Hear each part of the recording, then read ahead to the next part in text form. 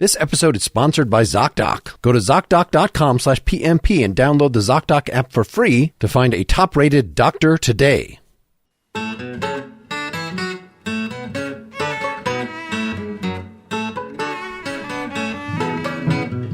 This is Pretty Much Pop, a culture podcast playing God with ideas that will surely get loose and kill us. Today we're talking about the Jurassic Park film franchise that began in 1993 based on two novels by Michael Crichton in light of the latest film, Jurassic World Dominion. I'm Mark Linsenmeyer, my gaps filled in with sloth DNA.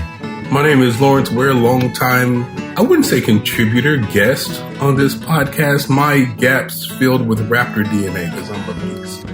My name is Sarahlyn Bruck. I am a professor and novelist, and my favorite thing about dinosaurs is that they're not around anymore.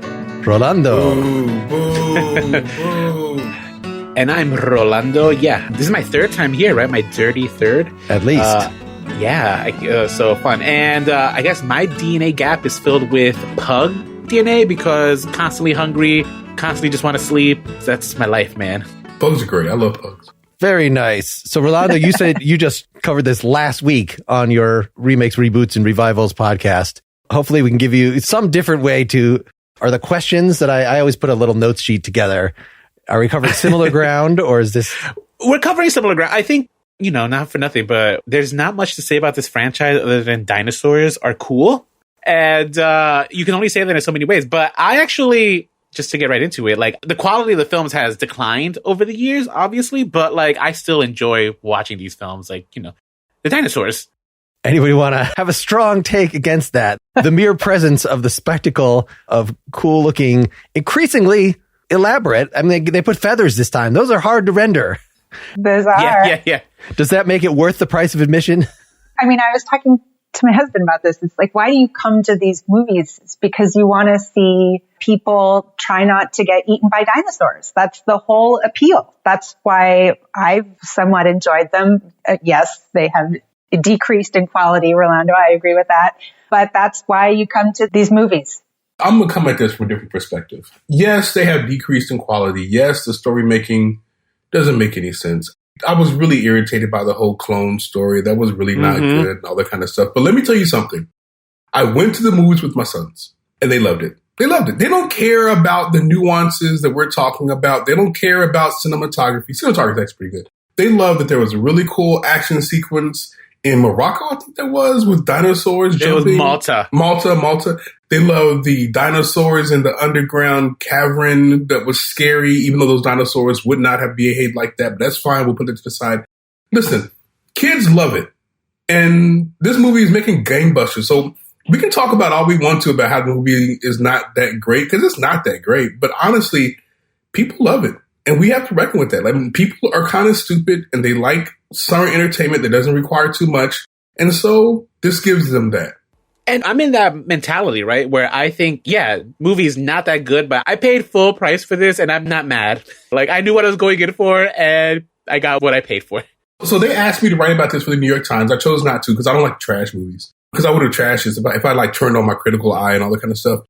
Because the movie is not good. It's not a good movie. I thought the last movie, Fallen Kingdom, wasn't very good either. The first one was pretty good. Jurassic World was pretty good. But listen, it does something to the populace. They enjoy it. And so let them have their enjoyment. It's like the Marvel movies. The Marvel movies are not very good anymore. They're just not, in decreasing quality.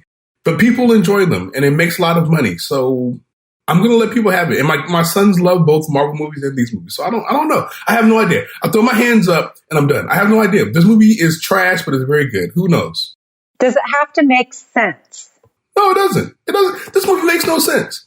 I mean, I You agree. explain to me the clone, the little girl who's a clone, that story. How does that make sense? Oh, yeah. So this is from number 2. So number 2, Fallen Kingdom, is such a forgettable film. And I didn't rewatch it going into the third one because I didn't like that one enough to rewatch it. So when I came to the third one, I'm like, who is this girl? Why is she what a MacGuffin? And He said, I didn't like that enough to rewatch it. I didn't like it enough to rewatch it. Yeah. And so when I came into the third one, I was kind of a little bit blind. I'm just like, I don't remember the clone girl. And why is she so important? And apparently she's this being who could cure all diseases with her DNA, right? So it was just it was silly. And this movie felt the least Jurassic Parky to me. absolutely. I just watched, because I just had COVID, so I had plenty of time on my hands to watch all these movies again. But the fifth one, I guess technically, the fifth movie, that was the big reveal at the end. And I barely remembered it too. I was like, oh yeah, that's the big reveal, is that she's this clone, right? And so now we're going into this movie, and I had to sort of jog my memory a little bit of a movie that I just watched, like a week ago. Now, does anyone remember? So she's John Hammond's granddaughter? No, so it's John Hammond's secret partner, who was revealed in the previous movie, retconned in because the Hammond bloodline. You think you could do something with those kids, either those actors or recast them as grown-ups, have it be their legacy. But no, I actually had to look up. So the bad corporation is the competitor corporation from the first movie. I did not realize the InGen versus Biosyn, that I guess it's InGen most of the time and it's Biosyn this time. Anyway, but so the one that the Wayne Knight character, the whole reason the first movie things get screwed up is because there's corporate espionage going on. So it's apparently even the guy that Wayne Knight meets with is supposed to be the same character as the one, as the villain played by Campbell Scott in this one. Not the same actor, but I just read that somewhere that it is supposed to be one and the same, that continuity is supposed to go through that. Those corporate thieves, they won, that they, for whatever reason, they just sort of set that up at the beginning. Oh, they have a monopoly. They have, for some reason, been giving license to gather all these animals together in, their own preserve. So my guest co-host last week, Mackenzie Green, she's a diehard fan of these Jurassic Park films, and we, the three of us together, me and Nicole and Mackenzie, could not figure out who he was, this owner of this new company. We thought he was Newman's son. I call him Newman because I know him from obviously, but I thought it was his son because he had that Barbasol can. I was just like, wait, how did he get in his possession? Because last we saw it, it was lost in Jurassic Park. I know. That would seem like such a dumb addition. I was like, I did not need that. But whatever. This was a whole movie full of unnecessary Easter eggs and things like that. There were so many. I just felt like this poor director was just throwing everything in the kitchen sink in there with it. It was just so much in 2.5 hours. Did this movie have to be 2.5 hours? I guess so, because it was every single thing, every single character. But I would say yes, the movie had to be 2.5 hours because let's be honest. All right, the story machinations, we'll put it to the side. I'm going to let you guys argue about whose son is whose and whose clone is who and whatever. The dinosaurs are cool. Full stop. Dinosaurs are cool. They are beautifully rendered.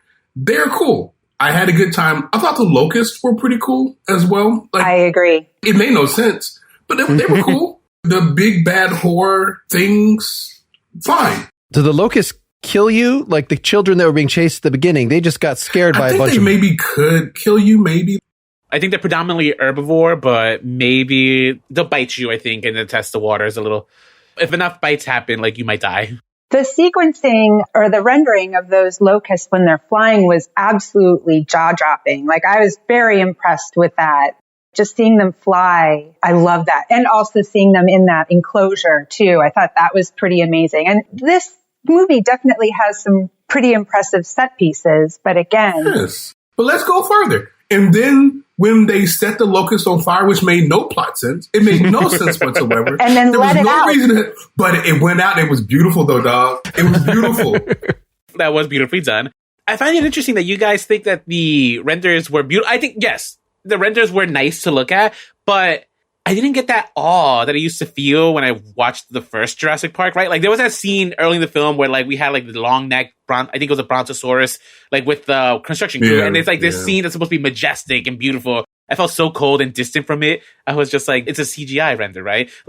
I do miss the practical effects of the original film. And that's why the original film, even when I saw that re-release, I think 8 years ago, 7 years ago, even that one still holds up, right? Those practical effects hold up. And you can tell when actors are using actual practical effects, for example, Sam Neill, he's holding the locust and it's all gooey and gross. You could tell that's he's physically holding something. He's interacting, right? And I think that's my beef with CGI nowadays. It's how studios have become so over-reliant on it. And it just doesn't have the same appeal. That's so true because that first movie, remember when Sam Neill lies on the stomach of that one and he feels it breathe? That still, like I said, I just watched these movies and it still holds up. I mean, that is some, not just like great effects, but also great direction too. Like the direction in that movie, because they had so much less to work with 20 years ago than they do now, or 30 years ago. Good grief. I mean, but wait. That was Steven Spielberg. That is, yes, this is true.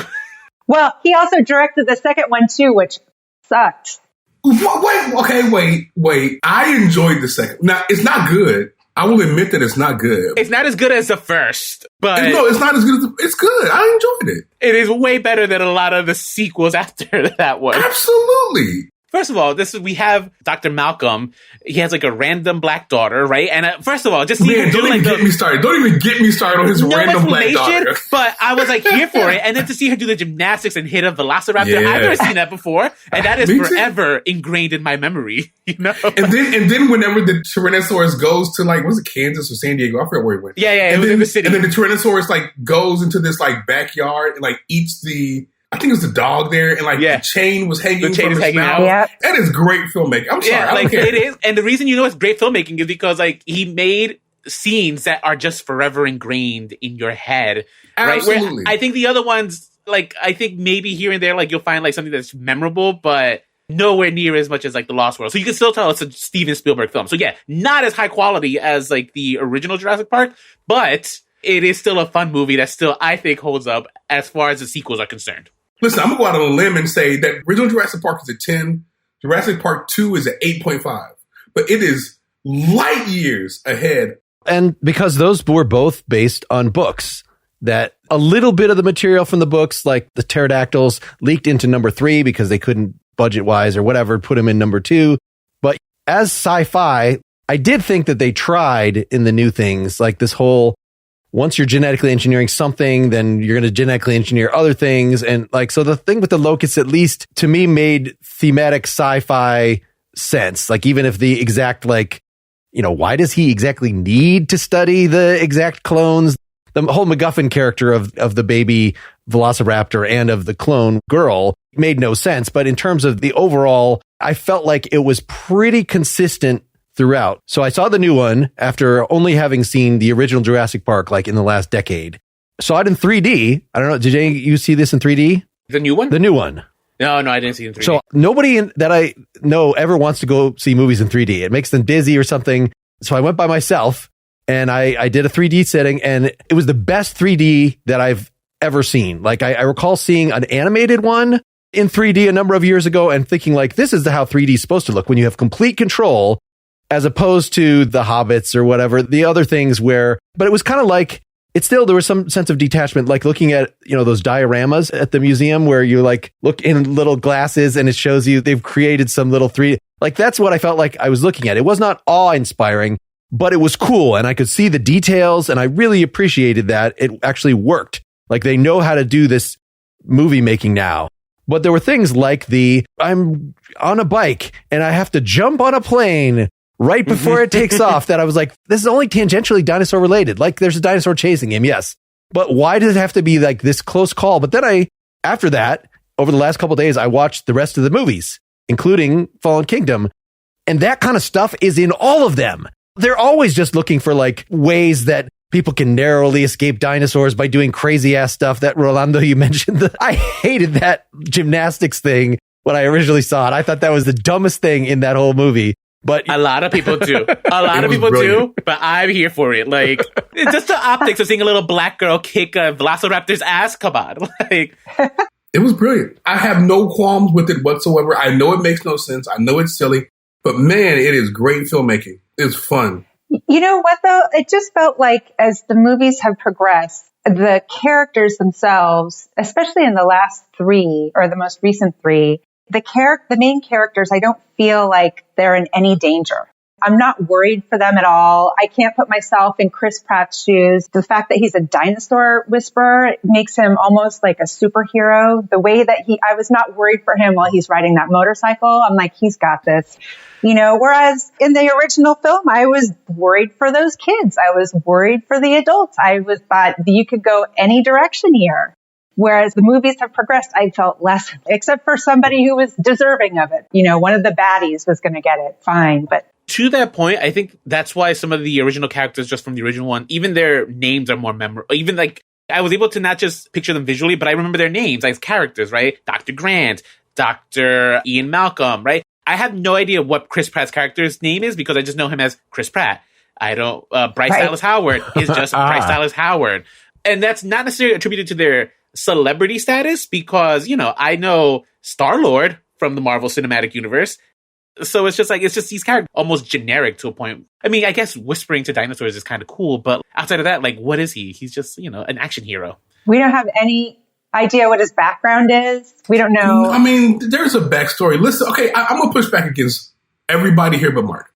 Because here's the issue. Because Mark hasn't really said anything for me to push back against, but I would if he had said something. The first movie was the first movie. And so you're introduced to everyone, and so everyone is at stake. By the time you get to the sixth movie, you have established relationships with people. You have, so for example, going back to Jurassic Park 2, The Lost World, I think it was called, I was never scared for Ian Malcolm. I was never scared for him to die because I knew that he was going to survive because he has plot armor now, because he's, you know, a continuing character.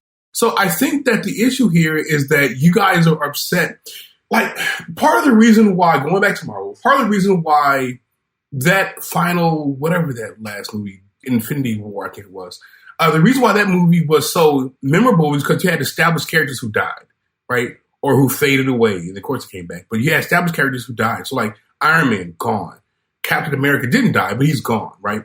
And so that kind of raises the stakes.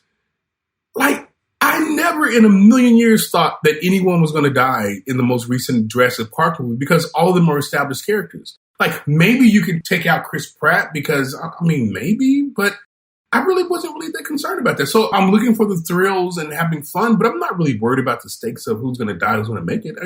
I just know who's going to make it because of plot armor. Even for the third final one for this trilogy, right? Like, we introduced some of the original characters. I feel like this was the perfect opportunity to kill off an aging cast here. I will say this. I wanted them to die because it would have been a fitting conclusion. But I didn't really think they were going to die because I kind of don't think that they're done with these characters. Ian Malcolm should have had a great, like, I told ya, and then he gets eaten.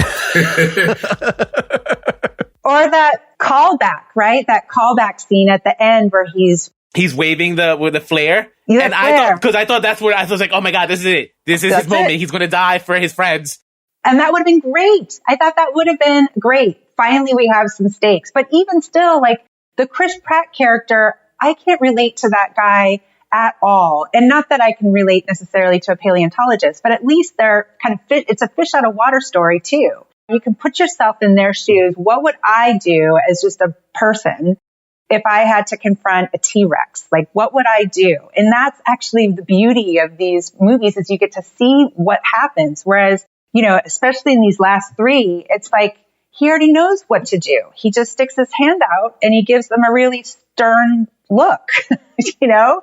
So one character that I was actually able to relate to was the character played by DeWanda Weiss, Kayla Watts, right? Because she acted as I feel like any normal person would when they see dinosaurs. Did you scream in terror, run for your life? They gave her, she was both cool, but still very relatable. And I think she was also sassy to the point where it's just like, yeah, like, of course this is how I'm going to, like, I'm a minority in this situation. I'm going to be completely asshole-ish to these white people who got me into this danger. But she also had plot armor because normally the supporting cast for sure gets eaten. But like, no, if we're having a supporting cast so we can have more diversity representation, we're sure not going to have them eaten either. Like, so you knew that she and the sort of junior, the guy that was helping them, you know, who was supposedly the protege of the bad guy, like neither of those people were going to get eaten. Like, so it just made, again, everybody had plot armor. There was no risk to anybody. That's so funny because in my experience, being diverse is enough armor usually for some of these characters. I feel like those are usually the first to be expended. Today, maybe. There's a whole history of 80s horror movies. Oh, of course. And that's exactly why we have this thing now. I was looking up the name of the character, the hunter in the first half of the second movie. Roland Tembo is the character's name. Pete Postlethwaite is the guy. So he was like the big bad, I'm going to hunt a T-Rex for sport. And he does not die. All of his underlings die. And they're like, don't you want to come to us to San Diego to see how this turns out? And he's like, I've been in the company of death too long. And he leaves the movie, the only smart character. And that felt unsatisfying. Like, this person is horrible. We want to see him eaten. But he learned a lesson. Maybe in the post-credit scene, he dies on the toilet or something. That there's I have cancer. How more noble it would have been to die by a dinosaur eating me than getting this ass cancer. Actually, that guy who died in the toilet is still the funniest death scene, I think, in the Jurassic Park series. Wasn't there a guy who was plucked off a scooter in this one, though, when they're in Malta? First of all, the Malta scene actually didn't make any sense because there's a certain point where dinosaurs are running free and the people are still around in that circle, throwing money. And it's just it looked like a Street Fighter set piece. See, I only remembered this when I then saw the Fallen World, the number 5, is because they have the laser gun. We've bred these dinosaurs and trained them so that if we shoot the laser gun at you and push the button, then they will target only you. This is why they can have a military application. And so that's why they can run freely through a city and apparently only chase our heroes. I bought that because a big corporation, you're going to try to get into that military industrial complex, right? And what's scarier than dinosaurs? Velociraptors just chasing you. Yeah, what could go wrong? Well, yeah, exactly. Well, maybe that should be the next movie, or that should have been this movie. I guess there's a lot of, at the beginning, this sort of montage of here's dinosaurs interacting with people. That might have been better to focus on it as a global phenomenon rather than let's have a park and have everybody go to the park and redo the movie that we've done a million times and they're just trying to escape the park. Let's stop for our sponsor break. I want to tell you about Raycon's Everyday Earbuds. These are great sounding and very affordable. They're about half the price of other premium audio brands. I love the little case that they come with. The case itself actually holds a charge. You put them back in the case and it turns them off. You don't have to hit a button to turn them off, and charges them. According to the copy I have here, Raycons give you 8 hours of playtime and a 32-hour battery life. I certainly have not had problems with them shutting down when I'm out and about, and you will take these out and about. They are so nice. They are flexible. There's an awareness mode that I just tap my right ear and I can hear better what's going on around me, so I can just wear them in the grocery store, wear them out and about. And they've got optimized gel tips. Earbuds tend to fall out of my ears, and these do not. I use them for jogging, whether I'm doing podcasts, whether I'm doing music. Go ahead and upgrade your listening environment. Go to buyraycon.com. That's BUYRAYCON.com/pretty today to get 15% off your Raycon order. That's buyraycon.com/pretty to score 15% off. Buyraycon.com/pretty. Finding and booking a doctor who's right for you does not need to be a terrible experience. Will they take your insurance, understand your needs, or be available when you can see them? With ZocDoc, the answer can be refreshingly a pain-free yes. ZocDoc is a free app that shows you doctors who are patient-reviewed, take your insurance, and are available when you need them. So it is an app. You can use it on the computer, as a website. You could use it on your phone. When you feel like something should be checked out, you just go search among all the types of doctors. You'll see the ones in your area. You can read up on them. You can get verified patient reviews, see what other actual humans had to say about their visit. It's only going to show you ones that take your insurance. And right in the app, you can choose a time slot, whether you want to see the doctor in person or do a video visit. And just like that, you are booked. Every month, millions of people use ZocDoc. I am one of them. It is my go-to whenever I need to find and book a doctor. In a chaotic world of healthcare, let ZocDoc be your trusted guide to find a quality doctor in a way that's surprisingly pain-free. Go to ZocDoc.com/PMP and download the ZocDoc app for free. Then start your search for a top-rated doctor today. Many are available within 24 hours. That's ZocDoc.com/PMP. ZocDoc.com/PMP. When I was looking at commercials, I thought this movie was going to be about dinosaurs in our world, dinosaurs taking over New York City and stuff.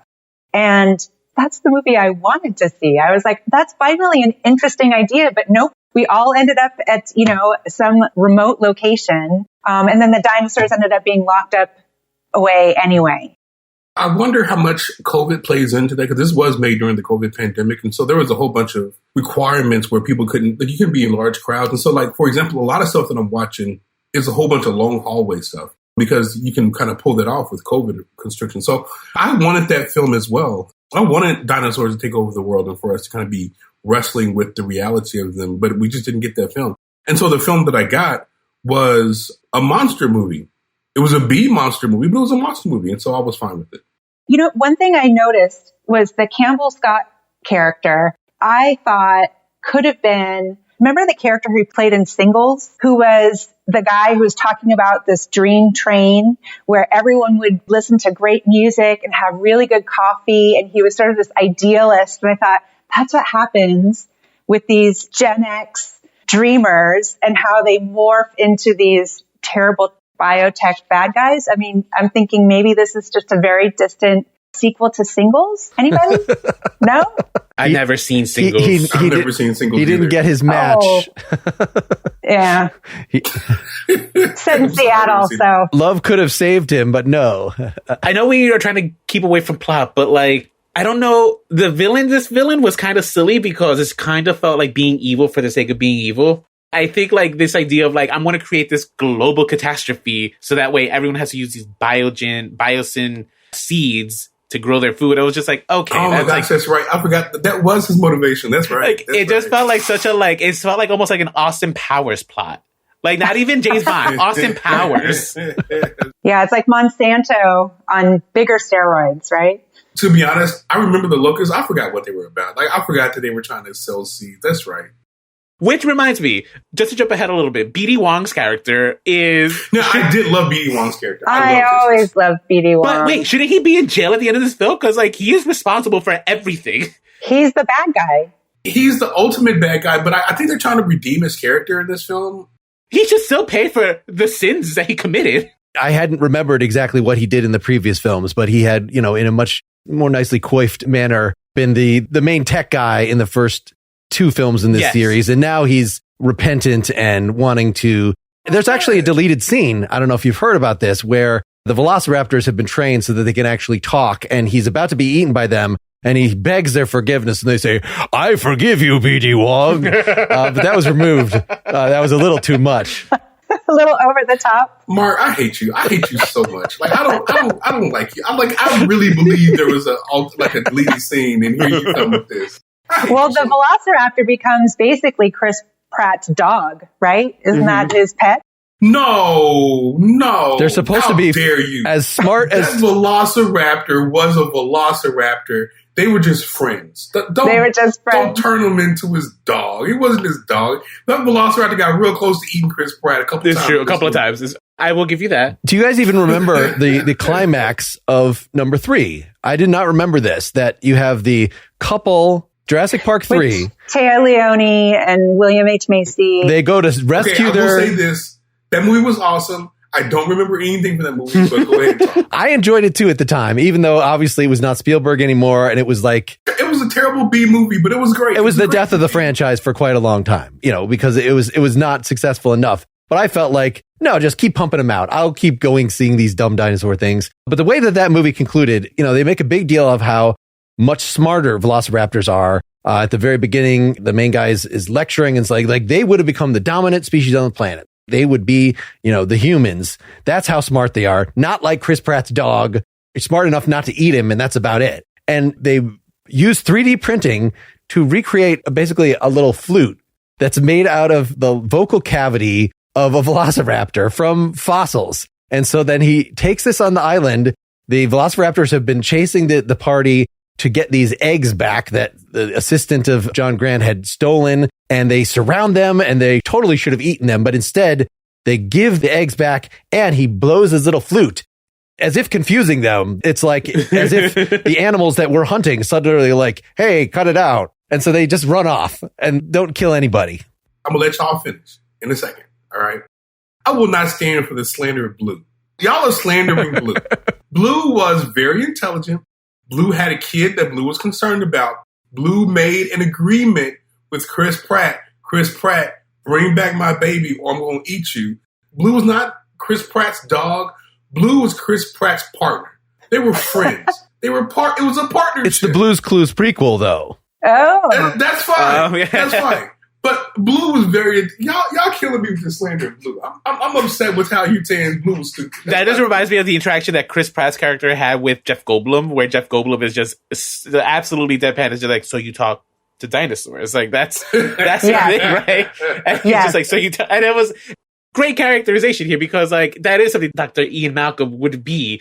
He just would not play with it. It's just like, what is this lunacy you're talking about, What did you think, Lawrence, at the end of the knowing look that they share at the end? That Blue and Chris Pratt that they share. It's almost like she could have said thank you. She did say thank you. That knowing look was her saying thank you. To the end, that was the culmination of 3 movies, 10 plus hours of movies where they had gone through this ordeal together from not trusting each other to now he's bringing her daughter or kid or whatever the hell that gender was back to Blue. And that look was a knowing look saying thank you. I loved it personally. I was moved. I was moved to tears. You were personally. moved. I was not moved. I didn't care about that at all. I just think that Blue was smarter than what Mark is saying. Hey, I wanted to bring up the weather situation. So I remember in actually all of the movies, they've had so much rain, all this downpour, and they really play against the weather. Whereas in this movie, they have all of this cold weather, the snow coming down. Chris Pratt is going underneath the ice and coming out. He does not look cold. Everybody in the snow has their jackets open. They don't zip up their jackets when it's like 25 degrees out. And that actually I found distracting. I was so mad about that. I don't know. What did you guys think? Did you even notice the weather? I'm going to concede your point. I think that's a great point. Because he fell in the water and he was swimming with the dinosaur, and then he gets out. It's just like, you're going to die. Like, you're not going to die by the dinosaur. You're going to die of hypothermia. Exactly. Yeah. Exactly. And he was fine. I do remember thinking that. I think from a practical standpoint, I think usually filmmakers gravitate towards rain because of when it comes to like the lighting, it just looks nicer. So I don't know why. I mean, that's usually why we gravitate towards wet filmmaking, right? Like, it just looks nicer when light hits it and you get the edges and stuff. I don't know why move into the cold here. Like, it just didn't. They're just set pieces for the sake of being set pieces. Because Bryce Dallas Howard's character was also in a tropical area, and they were like not that far from each other. So I was just like, why are you in a jungle and why is he in like That's a good point. Was there mountains going? Is this mountainous stuff going on? I mean, they were in Utah, right? Well, they were in the Sierra Nevadas. I was assuming they were in California because the license plate was a California license plate. So they're in. I thought they were on an island. I thought they were in Utah. Well, they were in so many locations. Okay, I'm done. This makes no sense. I'm done. So you're talking about the beginning of the movie when she was rescuing the dinosaur, that was in California. That was in California. And where their cabin was, where they were hiding out, that was in the Sierra Nevadas. But wasn't the end of the movie on an island? No, the end of the movie was in Utah. That was like the compound, I think, was in Utah. It was on an island. Wasn't it like a dome? Why are they breeding dinosaurs? No, I'm done. Okay, that's fine. Well, they're saving the dinosaurs that are all over the country and bringing them to Utah to this safe haven. No, I thought that they were on an island and there was like wilderness around the compound, but they were contained on an island. There was wilderness around the compound, and the compound was in the center of the island. That's what I thought. Right. I thought that too, but because they went to Malta before they went to that location. And I thought there has to be some reason why they're going to Malta first. I remember this because we were... that's my other question. I had no idea where Malta is. It's by Sicily. Oh, is it? But I don't know why they went to Malta, because Malta, if you break down the plot, there was no point in going to Malta because there was just the exchange. That's where... But we didn't even get to see the exchange, right? Like, we just see the girl is now in Utah. That's where they thought they were heading. Because it was just a scavenger hunt. It was a worldwide hunt to figure out where all this stuff was. Apparently, it was all taking place at their headquarters, and it seems like they could have just figured that out without having to go to Malta and chase. But that was the part of the movie where I kind of drifted off a little bit, so I might have missed something. Man, these are questions that honestly I don't think there are answers to. It was in Utah on an island. The island of Utah, because the world has fundamentally changed and continents have cracked open and drifted apart thanks to letting apparently a couple dozen dinosaurs, only one of each kind, free at the end of the last movie. That has somehow led to this. Now they're all over the world. They've jumped oceans. They're mating and stuff, right? Aren't they having kids? No, they can't, right? Because they're all female. Yeah, they're supposed to not be able to mate, is the thing. But then, as Dr. Ian Michael says, life finds a way. Life finds a way, man. I'm trying to tell y'all. That was the whole premise of the second movie. Even that the first movie, it's like we've programmed them so that if they don't get this special chemical, they'll all die within a month. But oh no, there's a second island, and they've just completely adapted to ignore that. Because that would have been inconvenient. I remember in the first one, we know that they can procreate because I remember Dr. Sam Neill, not Dr. Sam Neill, but Dr. Alan Grant, he and the kids like find eggs, and that's where they have like, wait, I thought they can't procreate. Eggs, that's right. And it's like life finds a way. Because they're filled in with tree frog DNA or whatever, and tree frogs can maybe whatever animal that it's all was. pseudo science. Speaking of science, I had a question for everybody because I asked this on my podcast. What do you guys prefer? The scientifically accurate dinosaurs that feature feathers, or do you guys prefer like the more lizard reptilian kind of dinosaurs that we grew up with? Like, do you guys have a preference? The feather one was cool. I prefer the ones that I grew up with. I mean, that's just like, when I think of dinosaurs, I think of like Jurassic, like the original Jurassic Park. And that's just my mind. And so to see the dinosaurs with feathers, that was weird to me. I didn't really like it very much. I agree, yeah. Sarahlyn? They were beautiful. I mean, the ones with feathers were really beautiful, but it didn't make any sense that one could like also swim. You know, I thought, what? I mean, it's like really, I mean, it didn't make any sense. I think I prefer the kind of lizardy ones too. I guess I thought it was just from different eras that they were showing up, not that they're trying to correct the science or say that the only reason they didn't have feathers is because of the altered DNA. You know, they're trying to, given that what we know about science now.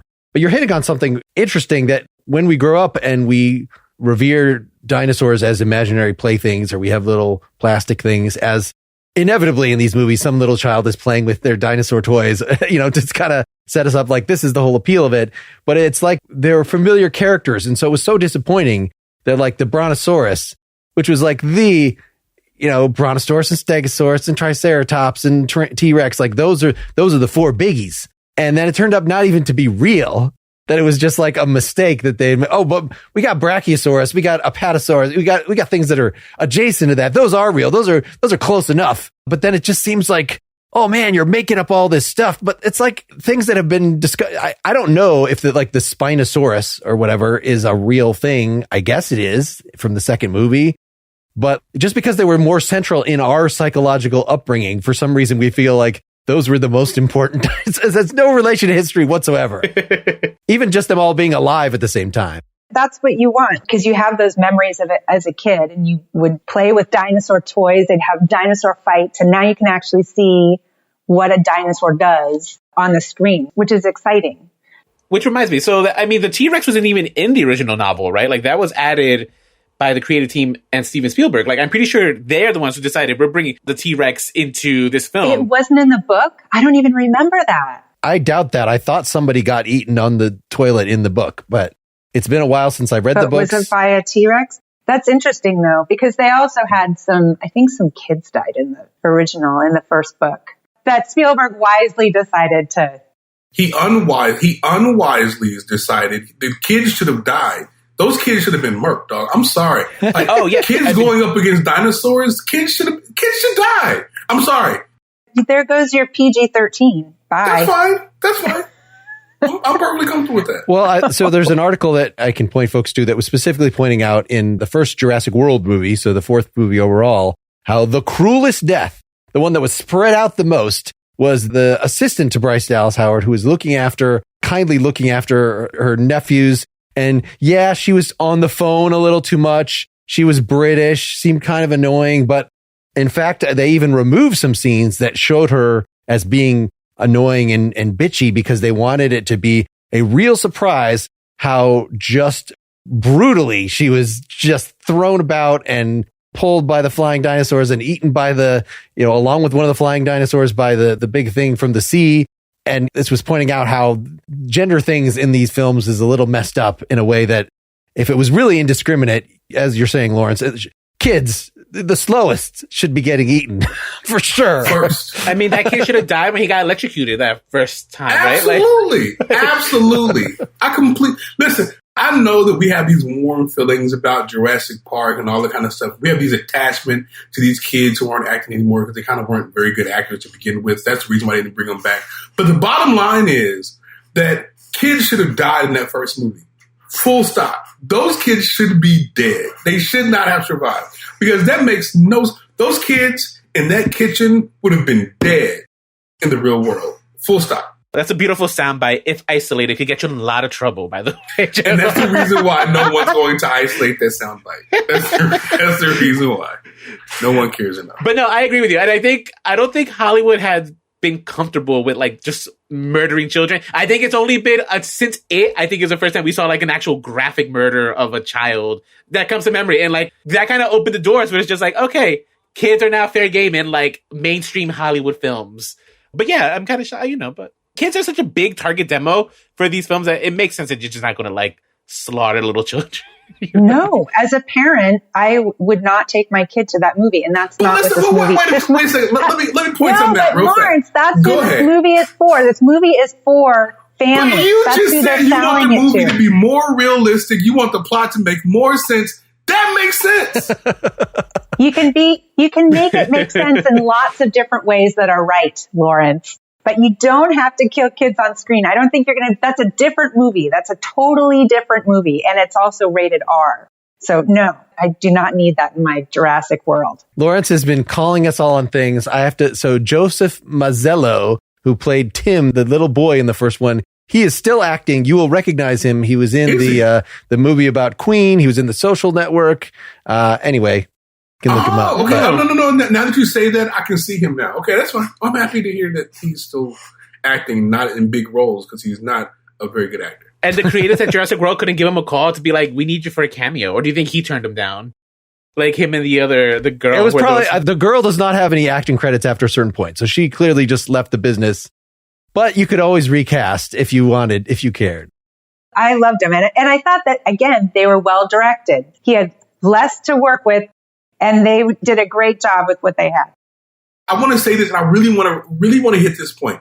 Those first two films are directed by Steven Spielberg, one of the, if not the greatest director America has ever produced. Like, it's going to be hard to kind of come behind that. I used to like have a trouble swallowing that like title for him, but after West Side Story, like that man still has it, and I realized he's just like, you know what? Like Steven Spielberg is like one of our greatest. It was such a phenomenal movie, and it made me realize, like, you know what? Like Steven Spielberg, he knows the craft. They don't make them like they do. Like him and Tom Cruise, these are dying breeds. Like they are the dinosaurs of Hollywood, Yeah, this has been a little easier to get a handle on. Was it Rolando? You put in the point in the notes document. This movie is a prequel to the Flintstones. Oh yeah, because like at the end of the film, like dinosaurs and humans are all living together. So I figured, like, okay, so obviously, give it a few hundred years, like humans evolve, we turn into the Flintstones. As Malcolm points out in the second film, it all starts with ooh, ah, and then it ends with the screaming and the running. Just don't make the carnivores. It's not that hard. There's a point in the Fallen Kingdom where the clone girl, is going to let the dinosaurs that will otherwise be killed by cyanide gas loose from her mansion basement into the wild, and she can push the buttons individually for the individual cages. Just don't open the ones that have the ones that will eat you. Save the cool ones that are merely unmanageable but are basically like giant elephants, and let the other ones die. It's so simple. I mean, having a theme park, like, I'm surprised no one thought about that, right? It's like, do we need the T-Rex? Do we need the Velociraptor? No. But didn't they say that? They did. They argued to have those because that's what people are coming for. And remember, they would bring the goat down in the cage, and that's what they wanted to see. They wanted to see that goat ripped apart by these. That's right. The board, again, capitalist society, we're going to figure out like the worst way to make $1. Sure. So what's next, do you think, for the franchise? Do you think they're going to make a TV show starring the pilot and the assistant? They already have a cartoon TV show on Netflix that my kids watch. Just kids running from dinosaurs in every episode? That's the plot? Pretty much, yeah. I mean, it's pretty much the plot. I don't watch it with them, but they like it. Are the kids not learning anything? Oh, my God. Yeah. As far as the movies, I mean, this movie has made so much money, honestly, despite all of our qualms with it. This movie's made so much money, I don't think they can stop making these kind of movies. They'll probably do a different story, but I don't think they can stop making these kind of movies. These movies make so much money. When the last Star Wars movie came out, and it was the disappointment that it was, and it came out that, well, Colin Trevorrow, the director of this movie, was supposed to be the director and writer of the last Star Wars movie, and things have leaked about like, oh, they would have gone back to Coruscant. It would have been so cool. And you're sort of fantasizing, well, okay, look at this movie that he made instead. It wouldn't have been any better. And so I'm just waiting for, because this is another one where Colin Trevorrow directed the first one, the Jurassic World, and then somebody else directed the second one, wasn't as good. So I guess they brought him back for the third one. He still co-wrote the second one. He was still involved. And so I'm waiting for it like, oh, but Sam Raimi was supposed to direct the third one and he got out and that would have been so much better. I'm waiting for the stories of that sort. And I feel like these fantasy movies that we fans construct in our heads of like how things should have turned out, no, they wouldn't have been any better.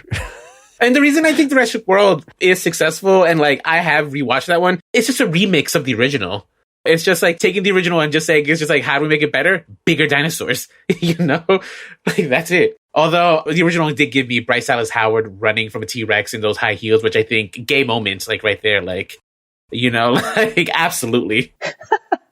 My gay heart fluttered during that scene. I know it made no sense whatsoever. Although my gay heart fluttered here in this film, Jurassic World Dominion might have been the gayest Jurassic Park because, first of all, we have brought back, oh my God, Laura Dern.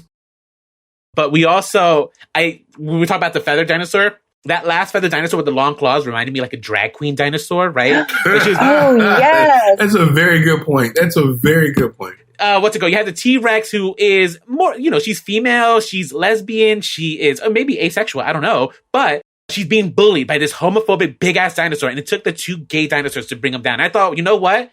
June, gay pride, this is it. This movie just hit all those points for me. And therefore, this movie is a masterpiece. Oh, yeah, no, this is Jurassic work, you know? That's our conclusion. Yeah, I love it. I love it. Let's let that be the last word. Thanks to all three of you for doing this on such short notice. I'm glad, we were going to do this a little earlier. Sarahlyn got COVID. Lawrence had COVID before that. Rolando, have you gotten it yet? I haven't gotten it yet. I got the recent one, yeah. Okay, well, we're all recovered enough to get out to the theaters and get it again. We'll it's going to be our hot back summer, finally. All right, so long, listeners. Get more Pretty Much Pop at prettymuchpop.com. Get bonus content for every episode at patreon.com/prettymuchpop. You can also now get all the bonus content directly through Apple Podcasts by signing up for a paid subscription there, which gets you ad-free episodes and extra talking not only for Pretty Much Pop, but also for my other podcasts, Nakedly Examined Music and Philosophy vs. Improv. Pretty Much Pop is part of the Partially Examined Life podcast network, and it's also presented by openculture.com.